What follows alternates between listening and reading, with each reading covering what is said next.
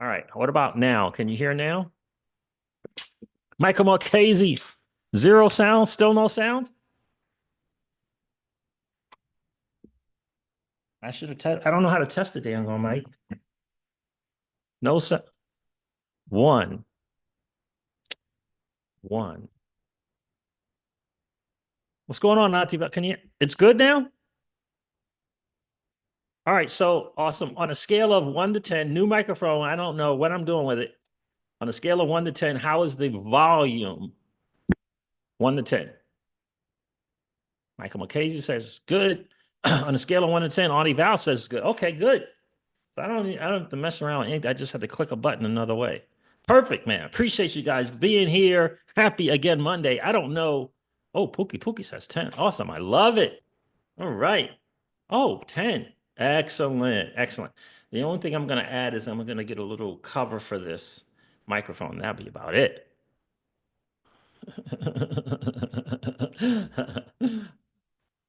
Michael Mulcahy says, dude, you working out hard. Face looking thin. Thank you, my friend. Thank you. Last Opus says 6. Interesting. What's going on, Last Opus? How are you? So yeah, new microphone. I'm going to get, and I just want to check kind of like the volume for now on a scale of 1 to 10. Pookie says 10. Audie Val says 10. So I appreciate that. Last Opus says 6. So I'm gonna get a filter. I forgot this was actually a birthday gift from Little Miss CryptoCeej. Um, Oh, good, my friend. Thank you, Last Opus. I appreciate that. So I'm gonna get that little black little, filter they put over it, like a little foam thing. Put over it. But other than that, it's all good. Appreciate you guys. Appreciate that feedback. Listen, I'm gonna tell you, last night was freaking cray for the CryptoCeej home. And when I mean last night, I'm talking 1, 2, and 3 o'clock in the morning. I'm hanging out, um, waiting for my son, like 12 something, 11 something, I don't know, whatever it was, waiting for my son so we could hang out on Xbox together. And I just happened to check the market. Just I don't know why. I'm waiting for him to hop on with me so we could play some Madden together, some Madden football together. And I just happened to check the market, and man, this market was crashing. I mean, it was crashing big time.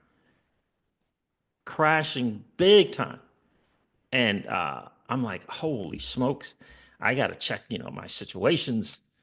Right? I got to go check my situations, find out what's going on. And I'm like, yeah, this thing is too close to um, leverage, too close to leverage call. It was high percentage, high in the 70%, 70 plus percent, 71, 72, 73, 74. And so I'm like, okay, I gotta, go to the cold storage and add some liquidity.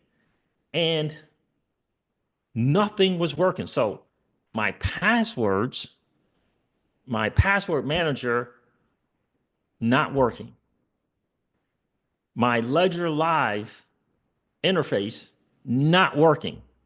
So I can't sign into any exchanges because my password manager is not working. And my freaking email password not working. First of all, I'm wondering why it is that I'm signed out of everything and I'm usually always signed in.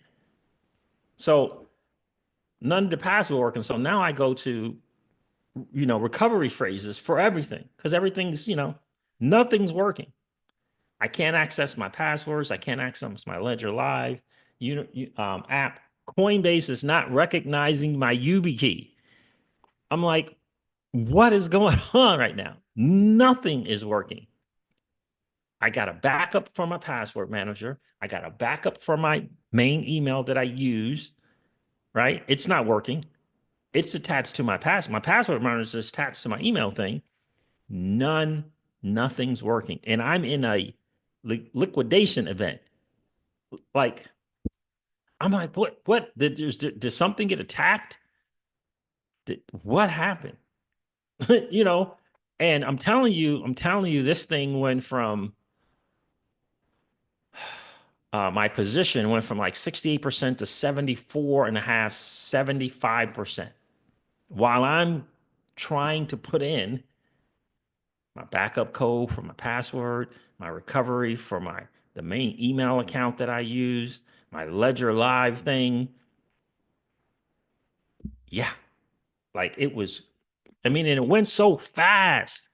That market, the Bitcoin was just crashing so fast, which means the other assets are crashing faster.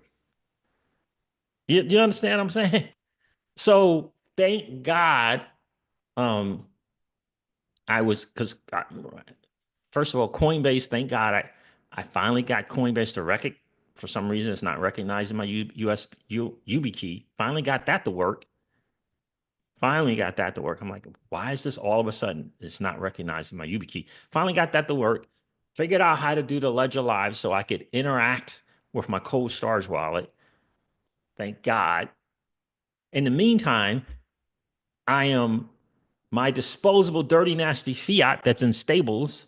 I had to put that. I had to pay down. Like I was just supplying with stables, but I had to withdraw the stables and pay down the loan that the borrow against thing, while I'm trying to figure out why I can't access my Ledger Live. Um, yeah, so I was in panic mode. I'm like, thank God that like all of my extensions are all crypto, what is it? Encrypted. It's not no freaking, um, you know, it's not, what I want to say. It's not Rabby 2345, right? It's a wallet extension, Rabby wallet. It's not that. It's all encrypted and it's all in my password manager. So if my liquid funds were there, I was in trouble. If my liquid funds were in some, it was only $1,000, but if my liquid funds is in some extension and the extensions are all encrypted, then I have to now go and try to get all the recoveries from my wallet extensions. In times of the essence, this thing was screaming. But anyway, I digress. It was screaming, and I was like in somewhat of a panic mode, And then I'm like, the assets that I need to add to my position, uh, it's Bitcoin, and how long, how that's long it's going to take. I had to sell the Bitcoin to XRP just to move it, just to move it quickly, and then swap back to Bitcoin. Yeah, because you know how exchanges do with any kind of Bitcoin. But anyway, thank God for the digital asset XRP. Thank God for awesome wallets like freaking Xammon. Thank God. I was, once I got the Ledger Live thing fixed, it was seconds.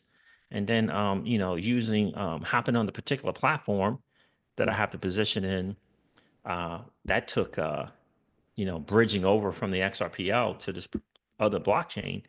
That was really, really fast as well.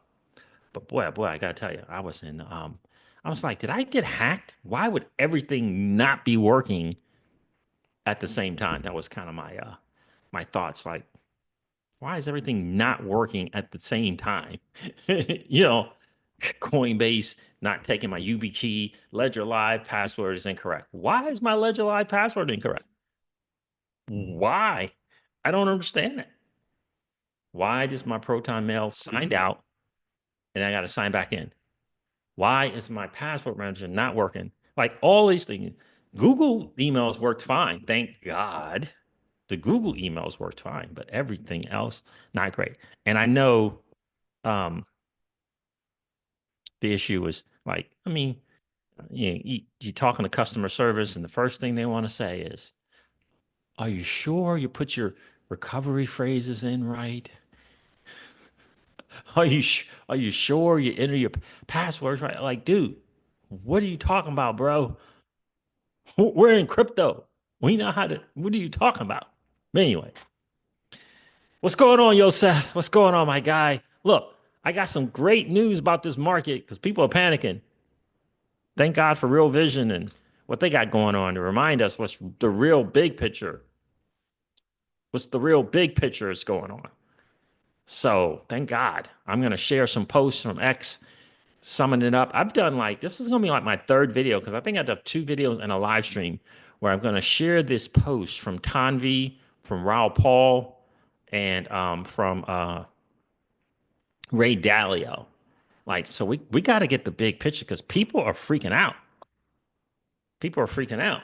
Now, I wasn't freaking out so much about the market crashing as my as more I was more freaking out about my inability to access and deal with the market crash.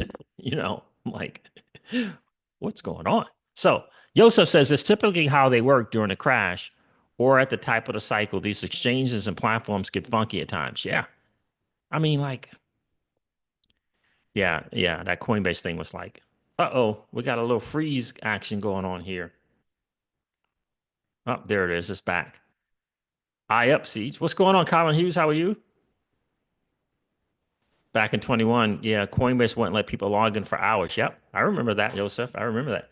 So thank God, you got stuff on cold storage. You got the XRPL where you can just move some stuff quickly. Thank God. And of course, um, in DeFi, I'm on, what do they call it? I'm on decentralized stuff, right? So it ain't no, you know, when you're ready to meet your requirements in your loan, when you're ready to borrow, when you're ready to lend, you can just do it. The challenge was getting access to the liquid stuff that I had so that I could move it. You know, uh, yeah, it was a little scary. It was a little scary to say the least.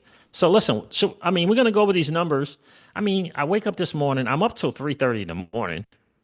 I'm like, man, I'm gonna make sure everything's good. I'm up till 3:30 in the morning. Go to bed after I added a couple add a couple K in addition to the 1,000 to paying off. So that's 3K. So I'm up to 3:30 in the morning. I wake up at like 8 in the morning. I'm like, okay, Bitcoin's back to 80K. Okay, cool. And didn't take much longer. A couple hours later, it's back under 80K. I'm refreshing CoinGecko right now, share the numbers with you guys. And so it looks like it's under 80K again. We're gonna go over these numbers, then we're gonna share. I don't know if you guys are part of Real Vision. Look, I'm not an affiliate. I don't have any sponsorship or any of that stuff. I just think what they are offering there to the regular average Joe and Jane over there at Real Vision is pretty phenomenal stuff. So highly recommend. Guys can definitely start out with the free version. Lots of alpha there to help you kind of deal with the market and what's going on. So highly recommend it. Realvision.com. I think it's /join. And it's free to join. And it's just really, really good. I'm going to share the site with you guys here in a second. All right. So there's CoinGecko. Let's go over this market real quick. I refreshed it for you guys. And according to CoinGecko, the total cryptocurrency market cap is down 3%. Is that 2.57 trillion? I'm not sure if you guys remember, but I believe I shared a video from what is his name? Alessio Rastani a few days ago, 4 or 5 days ago, and he talked about the troubling signals for Bitcoin. If it doesn't get above 88, and if it goes below 75, which it did, that wasn't a good sign. And obviously, with the traders, it's short term, not good signs, not long term, right? Not long term. So, total cryptocurrency market cap is 2.57 trillion, down 3.1% in the last 24 hours. Bitcoin's dominance is 61% or so. Bitcoin is trading at $78,300 again. On the 30-day, Bitcoin is down 8%. Ethereum is at $1,500. And on the 30-day, it's down nearly 30%. ETH is down nearly 30% in the last 30 days. XRP is at $1.90. I was going to snatch up some from Dirty Nasty Fiat from a bank account and buy XRP, but I think I'm going to buy FLR instead. It just got to be, Real talk. I'm just going to buy FLR instead of XRP. Even though it's nice to see it under $2. um, yeah, I'm not going to get it. I'm going to get FLR instead. Take advantage of the flare drops and all of the stuff that they got going on there. I think it's just a better bang for the buck. I really do. Not financial advice. I'm just saying what I'm doing in the CryptoCeej home. So XRP at $1.90 is down to 18% on a 30-day. Solana is at $106 and it's down 22.5% on the 30-day. Dogecoin's at 14 cents. It's down 23.5% on the 30-day. And so should I get more sweets at $2? It's down 20% on the 30-day. I'm not going to get more sweet. I think just the better bang for the buck is FLR. All things considered, maybe I don't have enough FLR tokens is kind of how I'm looking at it. And I believe in the promise of what they're building out. I really, really do. So that is the market, fam. That's the market. The market is doing like my guy Pookie says, the market is just doing what the market does. Just doing what it does. Billionaire H, my guy. What's going on, bro? It's been a minute. What's good, CJ? It's been a minute. Yes, sir. Hope all is well with you. All is outstanding, brother. Appreciate you checking in, man. Joseph says, I jumped into Ondu about a week ago. Got it. I'm down on 5,000, like 23%. I'm holding, thinking about buying more at the lows. I hear you, bro. I hear you.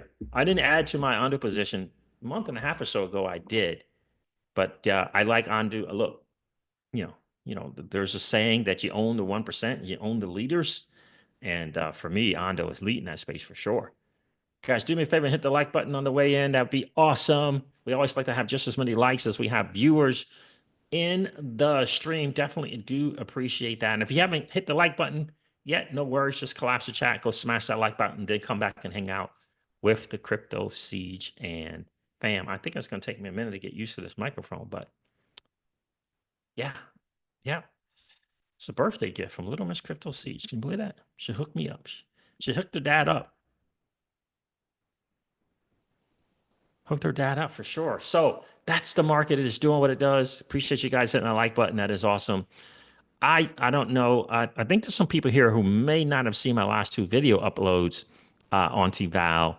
And I want to share this very, very interesting post from a lady named Tanvi.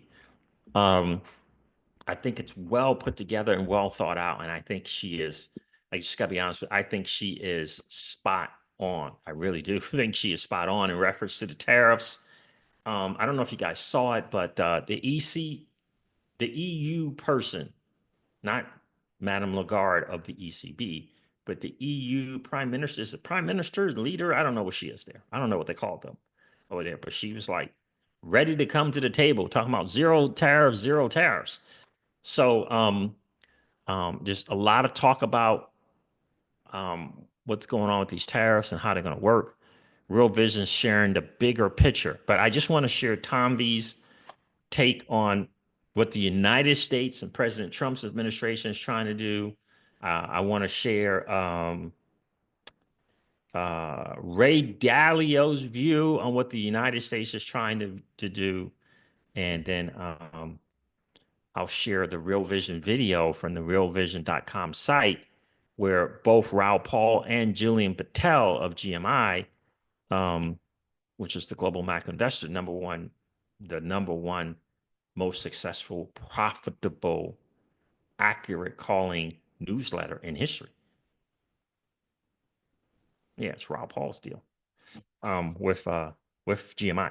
So and then I'll share that as well. But let me get to this post from this lady, Tanvi, Auntie Val. I think she lays out some really, really good stuff, Billionaire H, that we should, ponder, consider, see here. Let's do this, do that. Here it is here. Apparently she got a lot of great feedback as well because she thanked people for it. Tanvi Ratna is her name. says Trump's new tariffs aren't a trade tweak. They are the first move in a full spectrum reset. 9.2 trillion in debt matures in 2025. Inflation lingers, alliances are shifting. One announcement just set a dozen wheels in motion. Here's what's really happening and why it matters. Start with the debt. 9.2 trillion must be refinanced in 2025. Alarming to know that we are the largest debtor nation in history of debtor nations. If rolled into 10-year bonds, every 1 basis point drop in rates saves approximately $1 billion per year. So a 0.5% would save 500 billion over a decade. Lower yields free up fiscal room. Without them, core spending gets crowded out. How to push yields down with sticky inflation and a cautious Fed? Manufacture uncertainty. Sweep in with tariffs, spook the markets, trigger risk off, money exit stocks, flood into long-term treasuries. A deliberate, quote unquote, detox to cool the economy and cut refinancing costs. But the cheap refinancing isn't enough on its own. Even at lower rates, the debt remains enormous. That's where the next lever comes in, cutting the deficit. Elon Musk and Doge are cutting $4 billion per day. At that pace, they would shave off $1 trillion by the end of September of 2025, if not by May of 2025. May is just around the corner. They're going to get to $1 trillion by May. Interesting if they could do that. That would be crazy. I mean, things just started. 5 months. Tommy goes on to say, with these savings, the big economic pillar to successfully deliver on Secretary Bessent's 333 plan is to get growth up. Tariffs come in as a trigger for domestic industrial revival. This was the goal. Domestic industrial revival. The thinking is, by making imports expensive, you create room for U.S. producers to step in. But here's the problem. American factories can't scale up overnight. So in the short term, consumers will face higher prices. The administration knows this. That's why they are front loading the pain now, betting that by 2026, the benefits will be visible. In the meantime, they're offering some near-term relief. Tax cuts have already been floated to help offset the cost burden on households. And while risky, currency devaluation may follow later to make imports cheaper without lifting the tariffs. Don't forget, tariffs also bring in revenue. It's a big deal. This article here says, here's one estimate for how much revenue the U.S. government will raise with Trump's tariffs. Now, he says $700 billion. Tom V has 700 million in here. I don't know if that's a typo or maybe it's some other thing. Maybe it's the first year. I don't know. Estimates suggest that they could raise over 700 million within the first year. That's not a game changer on its own, but it gives the Treasury a bit more room to maneuver, especially if paired with deficit cuts. Now, I thought President Trump had mentioned already $1 billion or so in revenue. I thought he mentioned that, but don't quote me on that. So revenue plus deficit cuts. That's a good thing for the American economy. Again, remember, the largest debtor nation in history. That's us. We can't just keep going with the status quo, in my view. Just keep doing things the way we've done them in the past. Tomby goes on to say, still, this approach isn't without risk. If domestic supply chains can't catch up, or if global retaliation kicks in like China, I think China added another 34% to the tariffs. I think that was their answer. If domestic supply chains can't catch up or if global retaliation kicks in, inflation could rise again. And if that happens, the Fed may be forced to raise rates, which would blow a hole in the low yield plan. That's the tightrope. A common critique is why impose tariffs before building out the capacity to replace imports? But that assumes tariffs are the end goal. Tanvi says they are not. They are the starting gun, a way to force movement both inside the US and around the world. And that's the statement that I think is the most profound and possibly prophetic throughout this whole thread. The tariffs are the starting gun, a way to force movement both inside the US and around the world. Which brings us to geopolitics. Before tariffs, Trump's team signaled a global order reset, pulling back from NATO, cooling EU ties, and opening diplomatic space with Russia, Saudi Arabia, etc.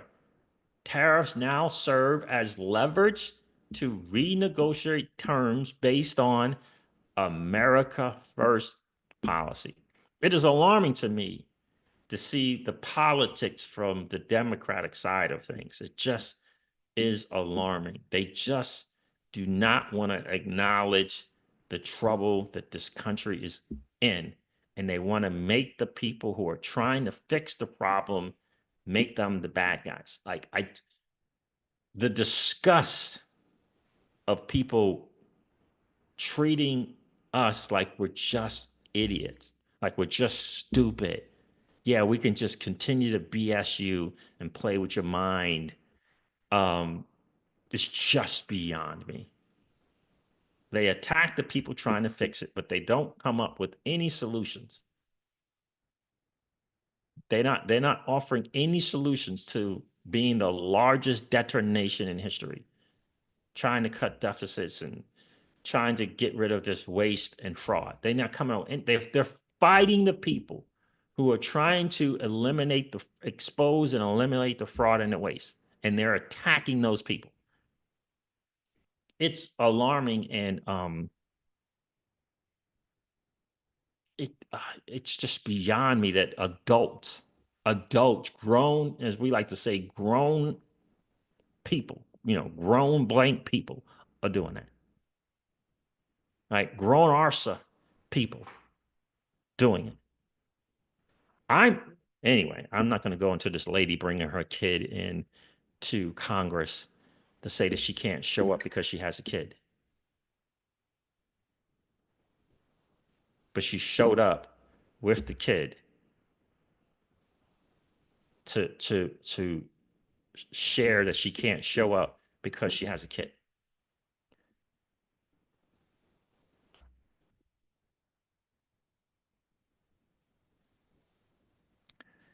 Expect a lot of bilateral deals in the coming months. Tariffs will be lowered for countries that offer strategic concessions on trade, security, or industrial policy. I like it. Those that resist, well, they will pay higher costs until they decide to come to the table. China, without question, is the focal point. Observers have long argued China isn't a poor country. It's a wealthy, high capacity state that floods markets with exports, which exports its currency artificially low. Tariffs could be used to force big moves like currency appreciation by China. Lines will be redrawn with other allies too, says Tanvi. Europe may be pushed to cut exposure to China, or negotiate on Ukraine. India may be forced to cut tariffs and move closer to U.S. alignment. Mexico and Canada could face demands to crack down on fentanyl trafficking routes. Could, seriously, the fact that that is a thing, that Canada is involved in the mix of fentanyl and stuff laced with fentanyl coming to this country is just alarming to me. Even Mexico as well. Yeah, I mean, we all understand about the cartels there, but anyhow, in the United States economy, there will be clear winners and losers. Steel, auto, and textiles are likely to benefit. Industries that form Trump's political base, but tech, retail, and construction sectors more reliant on imports could take a hit, especially in the swing states. That's the political gamble. If jobs return fast enough in key states and inflation remains under control, the tariffs may look like a bold but effective move.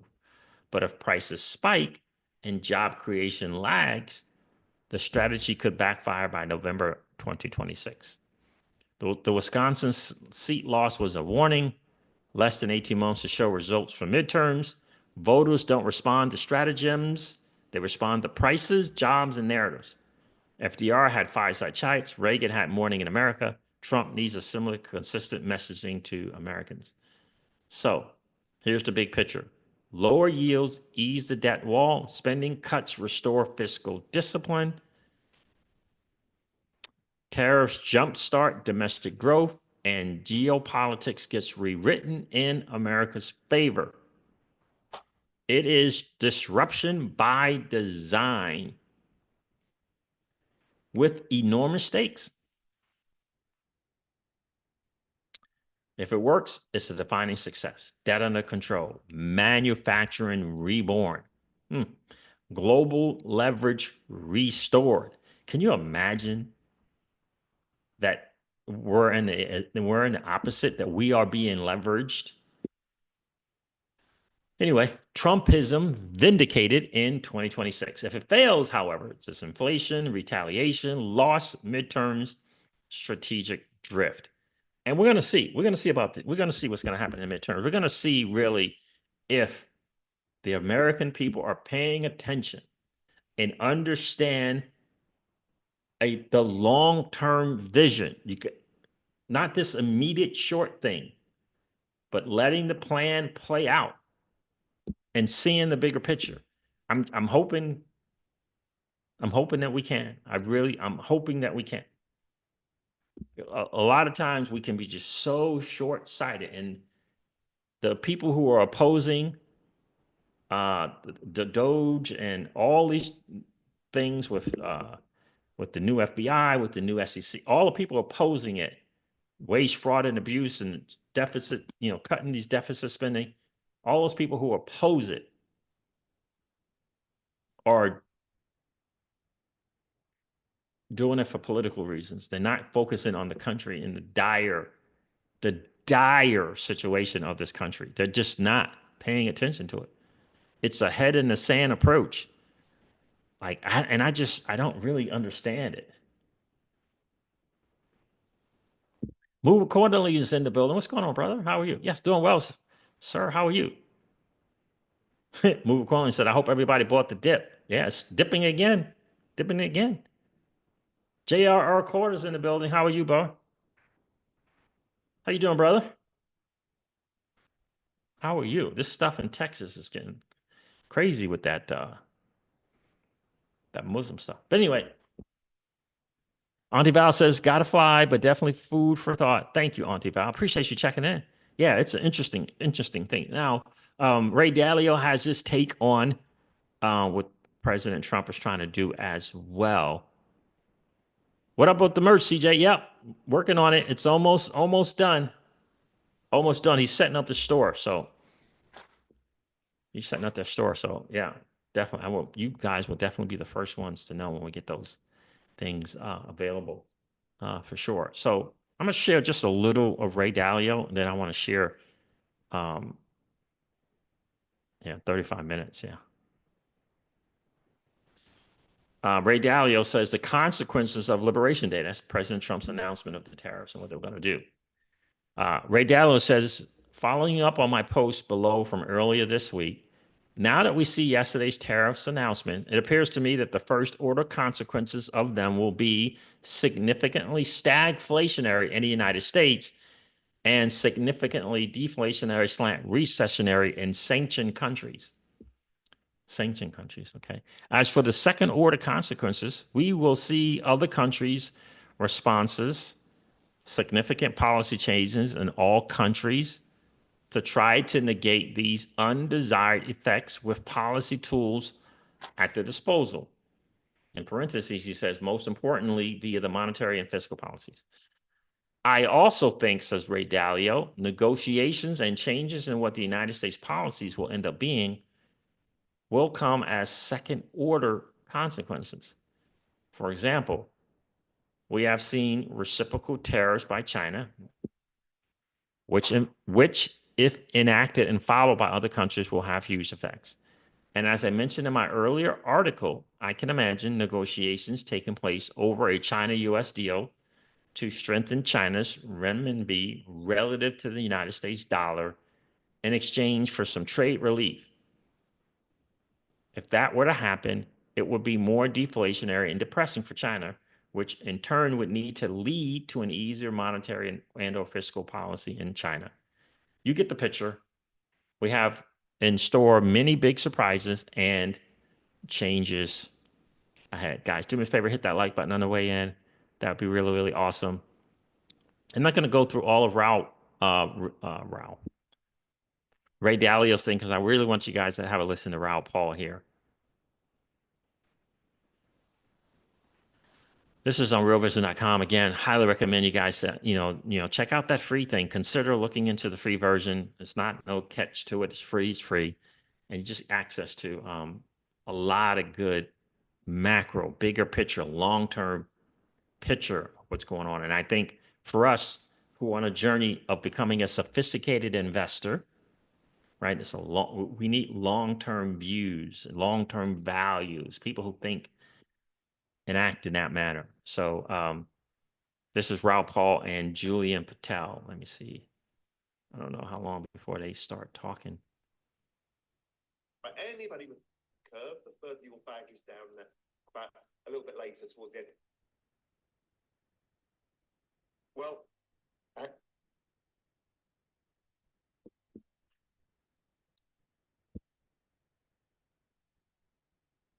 hopefully this will play.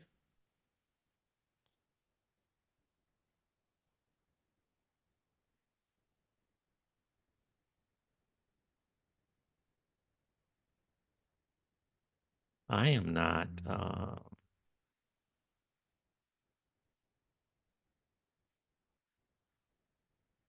I'm not paused though, so this shouldn't be lagging either.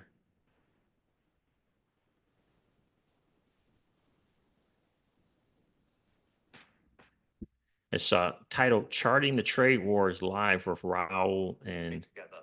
And I'm not going to go through Julian. all of the YouTube video about it, but this should update you and understand. So this work is Global Macro Investor. As I said, this is where our big thinking gets done, where all of the new ideas come from. That's the premium research service that most of you don't get, can't afford and whatever, but I do like to give it out to people from time to time to make sure you understand how we think. Before we kick off, I just want you to stare at this for a little bit. This is the Don't Fuck This Up rule book, and it's how to navigate these times. No leverage, right? Anybody with leverage being blown up.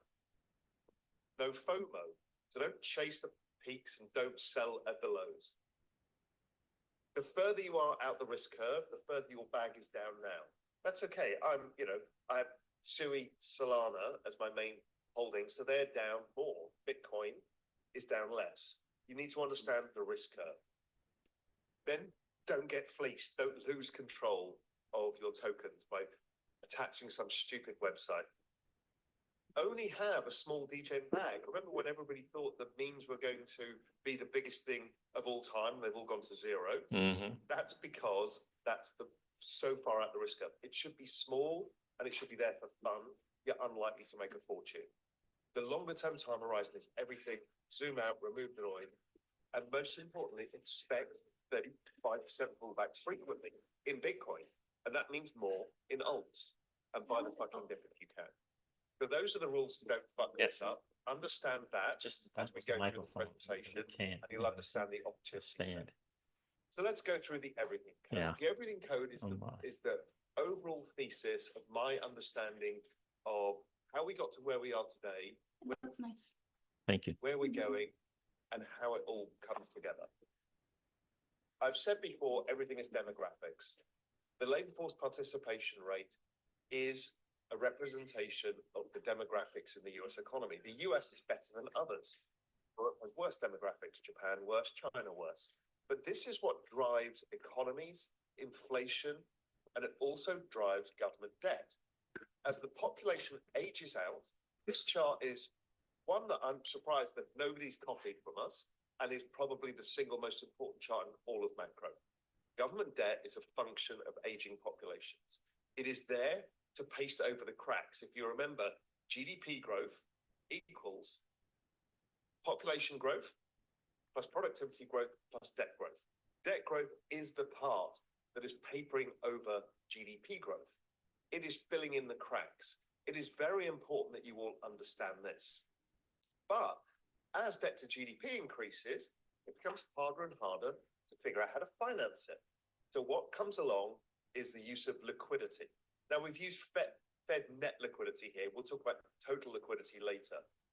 The governments have shifted, the central banks and governments have shifted from originally balance sheet use back in 2008 when everything blew up, till about Draghi and just after that period. Then they started using net liquidity. That's when you use the Treasury General Account.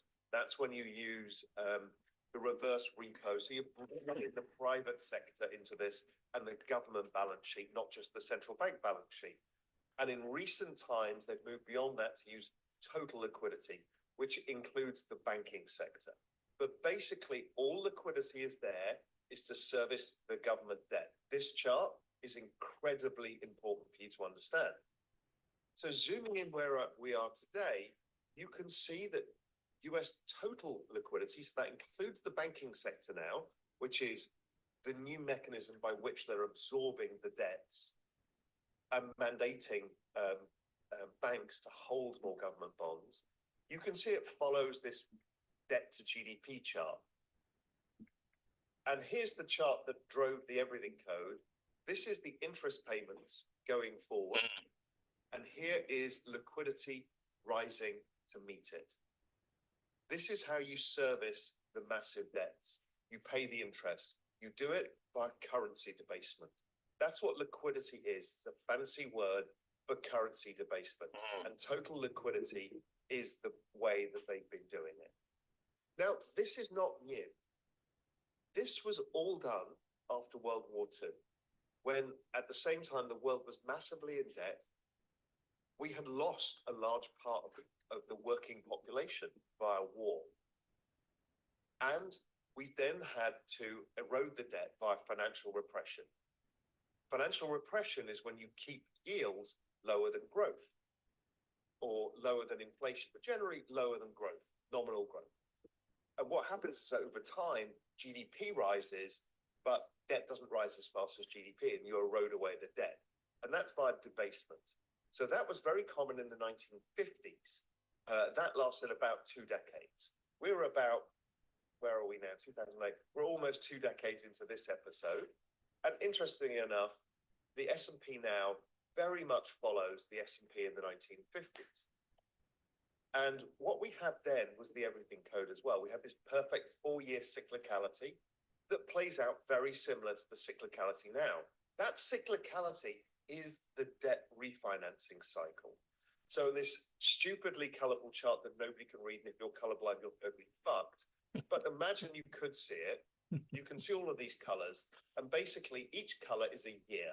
And in liquidity terms, these are broken into seasons. So we're currently coming into the fall season, or autumn if you're not an American, because fall sounds stupid, because what leaves falls.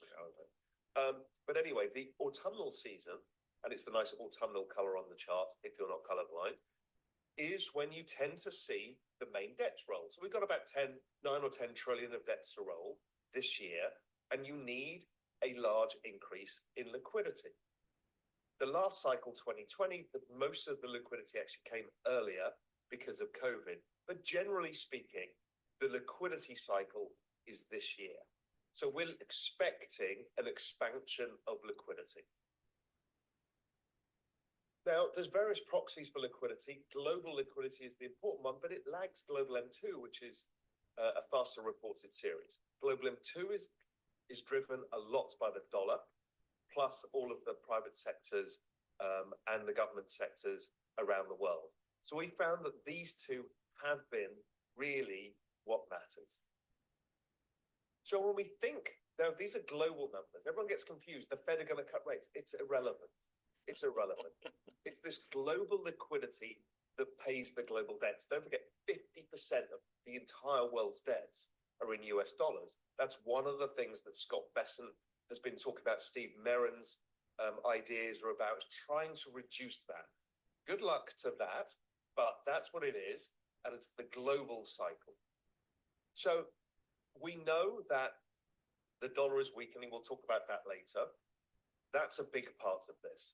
We know that interest rates are coming lower, which is part of global liquidity and also part of financial conditions.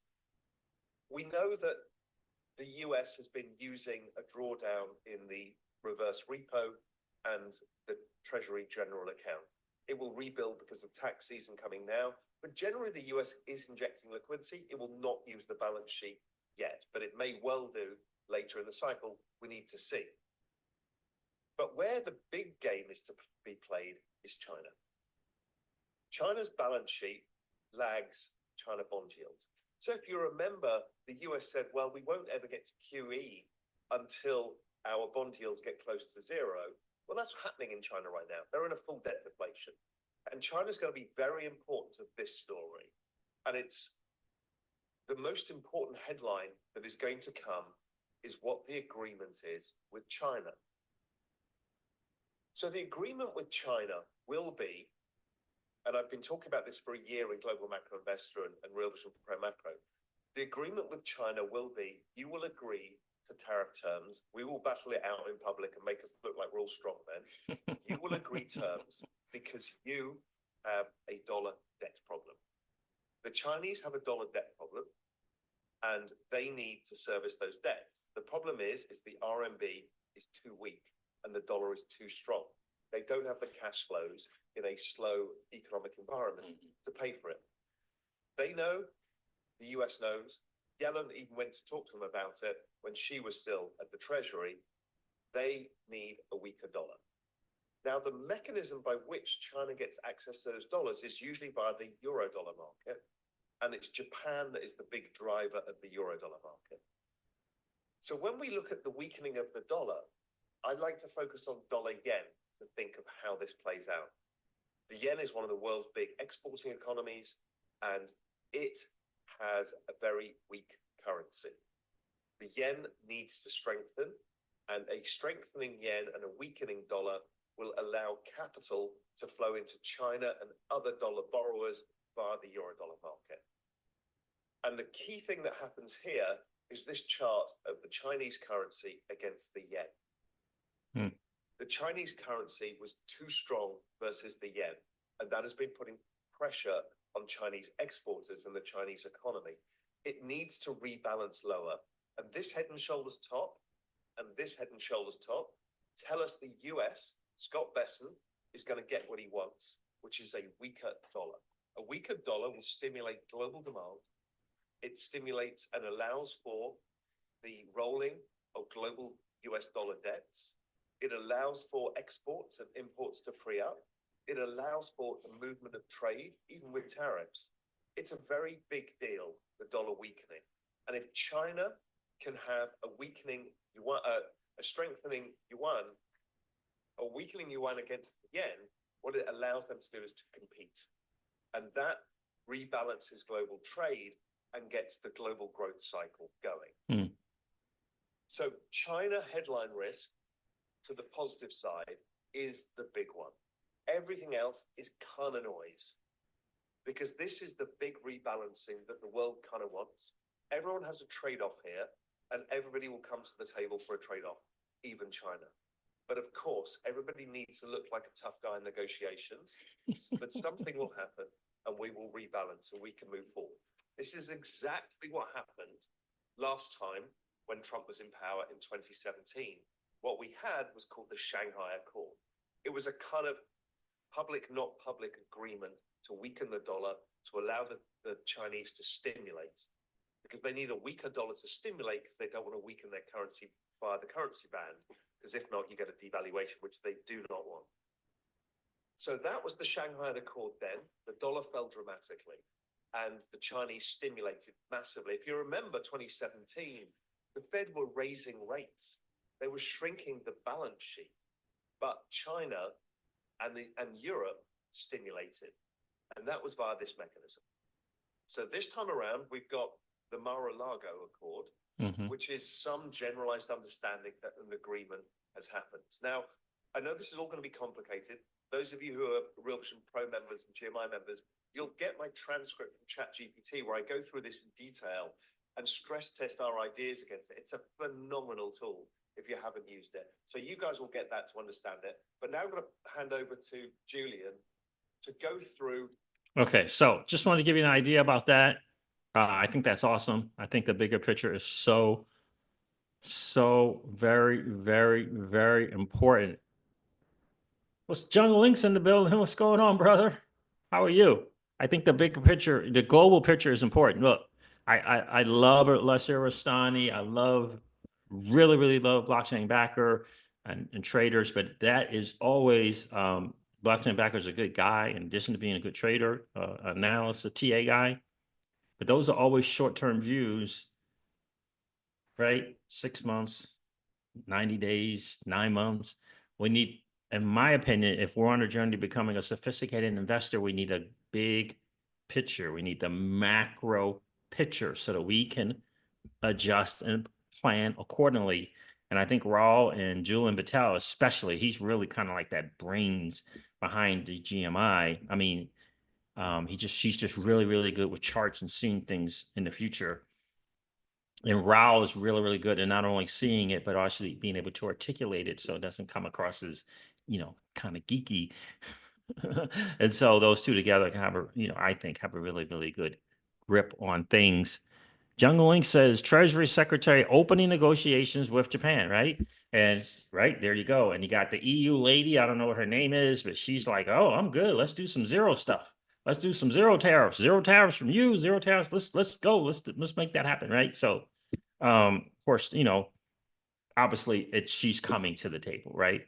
And I'm so fascinated, Jungle, to see if the American people are going to just wake up and just see the totality of the reality of the situation.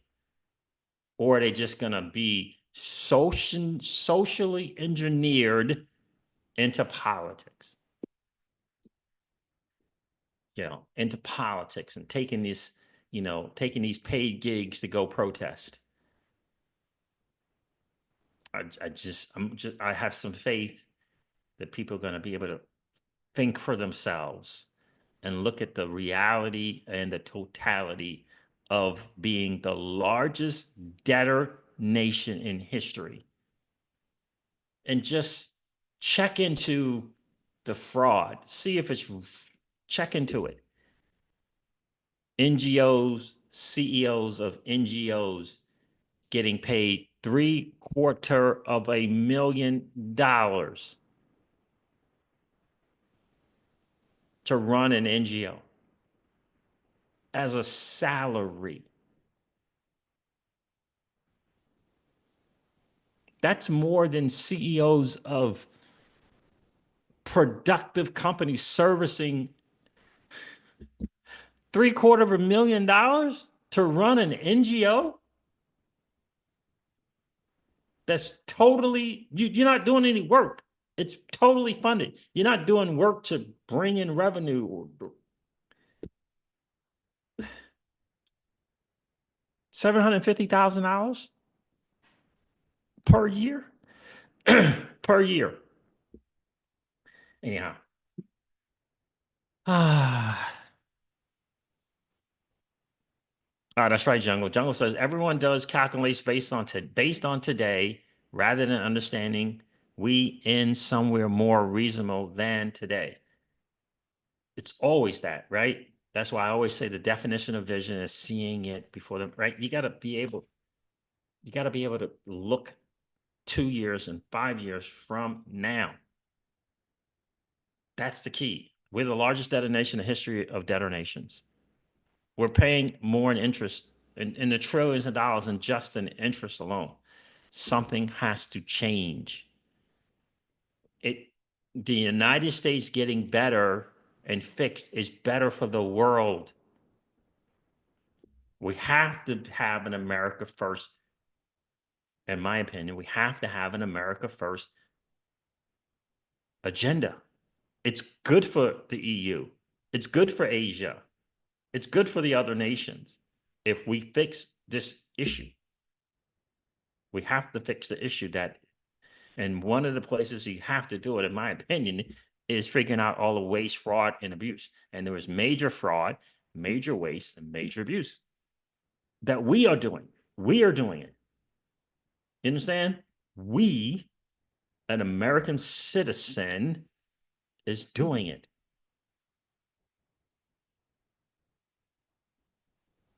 Because somewhere along the lines,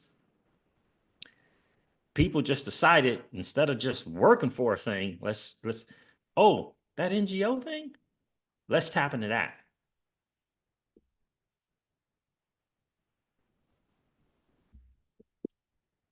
And the challenge is it's becoming more and more difficult for the people who produce jobs, small to medium sized businesses, because the economy is the system is messed up. There should be no reason why 1 out of 10 small to medium businesses can make it in this country. That's why. Why is that? Don't tell me about resolve and fighting through it. No, the system overall doesn't allow you have to have an abundance of cash flow to make it work in a small business America. Not little side hustles and gigs and entrepreneurs and all that stuff where you're not capital, intensive. You can work from your home. You could be you and another dude, and you can go produce $1 million business. You understand? Easily. But I'm talking about small business America, storefronts, and all that kind of stuff. It's challenging because things are screwed up. We screwed up. So we got to fix it. We have to fix it, in my view. And look, I'm rooting for this. I don't know if it's going to win, but I'm rooting for it. But I know a key to having it win is for the American people to understand the dire situation that we are in and not to be socially engineered and not to be so entertained that we're not paying attention. I just came from the Final Four weekend. My boys went down in the most miraculous, devastating loss ever. I like to be entertained as well, but I'm not so entertained that I'm not paying attention to what's really going on. There's a particular side of the aisle in Congress that has been relying on the American citizen to keep their head in the sand and not pay attention to NGOs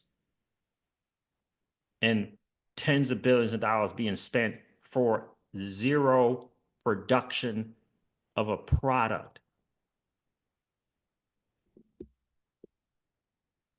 Funneling stuff back into their own coffers, suggesting that we work for them instead of them working for us. That's what's been going on.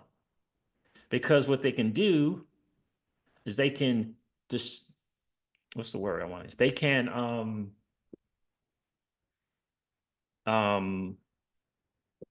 what is the word I want to say?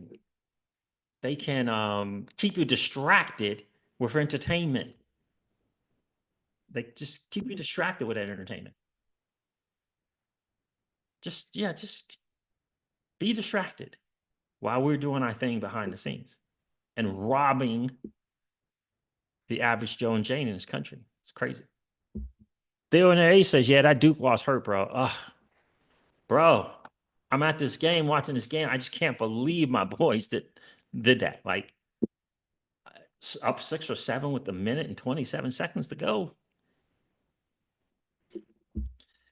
I feel bad for my guy Tyrese Proctor, man. You got fouled. You're a junior.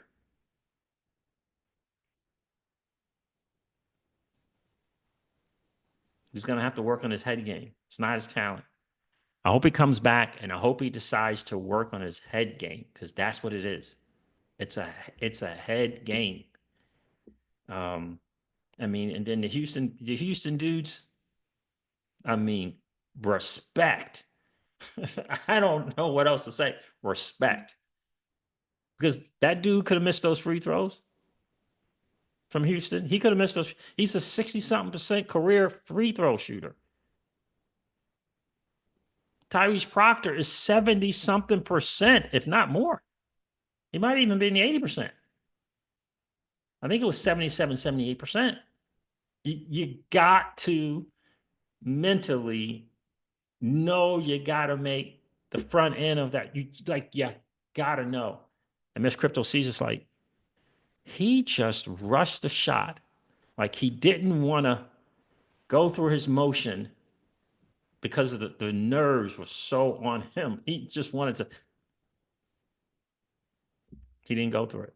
But mad respect for Houston. I 1,000% want them to win the national championship. 1,000%. But anyway, I digress. So, what do you think, man? You think Cooper's coming back? You think Flag's coming back? It's going to be interesting to see. On a side note, Larry Johnson of UNLV suggested in an article that Cooper Flag should come back. And if he is saying that, you know, there was no NIL. There was no NIL back then. And he came back after winning the national championship when he was projected #1 overall. He came back for another season. And it was about his boys. It wasn't because they already won the national championship, but it was about, you know, this and this, college life, all that other stuff. He came back. Cooper Flag said he wants to come back. Earlier, he said he wanted to come back. He said, I'm 17. Like, dude, I'm 17. I want to just come back, be a kid for a little bit before I start, you know, playing 200 games a year, whatever the NBA plays. And that loss hurt. I mean, the dude has won at every level. The loss hurt. So it's not likely, but boy, it would be nice if all 3 of those dudes came back for 1 more year. Polo, North Carolina. That's what I'm saying, Jungle. Polo, North Carolina. Remember when those boys came back from North Carolina? The center and the guard, and I don't even remember any of those names now. But anyway, remember they came back? They all came back. None of them were projected to be #1, however. But what does it matter? There was no NIL money back then. They came back because they wanted to go after the national championship. Cooper has NIL money. He's going to get more NIL money. He can hang out with his boys and go for it again. I know this is all wishful thinking. It's all wishful thinking. But I really enjoy that team. And it's going to be interesting to see. Maybe the moms can say, yeah, okay. Since the moms are all hanging out, you got is it Gumba or Malawash's mom? It's Gumba. You got Gumba's mom, Cooper's mom, and Khan's mom. They're all hanging out and stuff. They're not going to enjoy their sons in the NBA. And they're not going to enjoy that. I mean, they'll be happy, but they're not going to enjoy it. Not like they'll enjoy the college thing. So anyway, Anyway, I digress. What's Jung would say? Juju. Yeah. Yeah. Yeah. 2026, man. She's going to have to get healthy. She's going to have to get healthy for sure. She's going to have to get healthy. I'm shocked. No, I don't know if I'm shocked that UConn won. Ladies, no, I don't know if I'm shocked. Um, Shout out to Paige, man. She got it done. Paige got it done. All right, fam. There it is. Thank you so much for hanging out. I hope you get the sense of urgency for wanting to embrace the macro picture for the digital asset space. You know, that's what we're all on. I believe that journey of becoming a sophisticated investor. That's what I like sharing on the channel for both DeFi and crypto. I think it's massively important. So I got some dirty nasty fiat. It'll be FLR. I've decided it will not be XRP. I'm going to get more FLR, take advantage of what they got going on. So that's what I'll be doing a little dip thing. Bitcoin's still around 78K.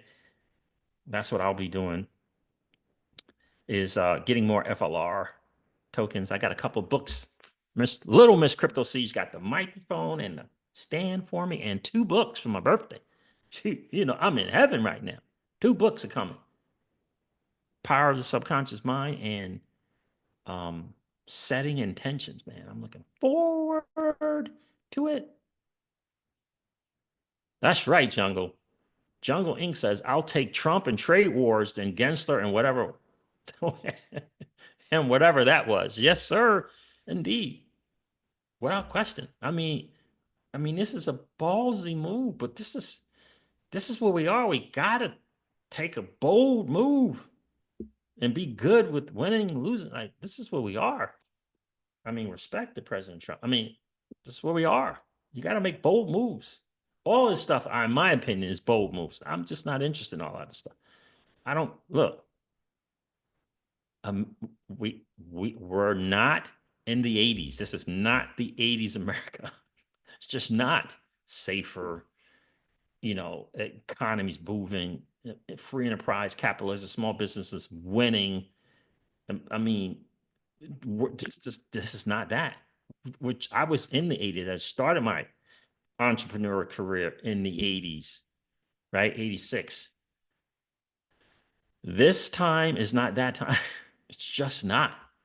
We got to fix us first. And it's better for the whole country. Doesn't mean we don't still have challenges and issues, but we gotta start fixing some stuff here. So there it is, fam. This wraps it up. I appreciate you guys checking in. It's been a really cool hang. Do me a favor, if you didn't hit the like button on the way in, please do so on the way out. We always like to have just as many likes as we got viewers in the stream. And again, let's get to 9,000 subs this month. I'm finally got these little back and forth with this designer done. I can get back to doing my 2 and 3 videos day for you guys. So I can't wait to get that old money doesn't want you to win merchandise out. It's going to be really cool to see that happen. All right, fam. So if you're in the 55% or so of people hanging out, listening to and watching the CryptoCeej, do me a favor. If you've been enjoying those hangouts, please consider subscribing to the channel. That would be really, really cool. Awesome, awesome. And don't forget to ring that notification bell so that you know whenever we go live or whenever we upload a video. I'm going to end this one like I do all my videos and remind you guys of this. Old money doesn't want you to win. But that's okay, though, because you and I, we're already winning. And I would ask you to consider this, perhaps ponder the idea or notion of living your life permissionless. I'll talk to you guys soon. See ya. Bye.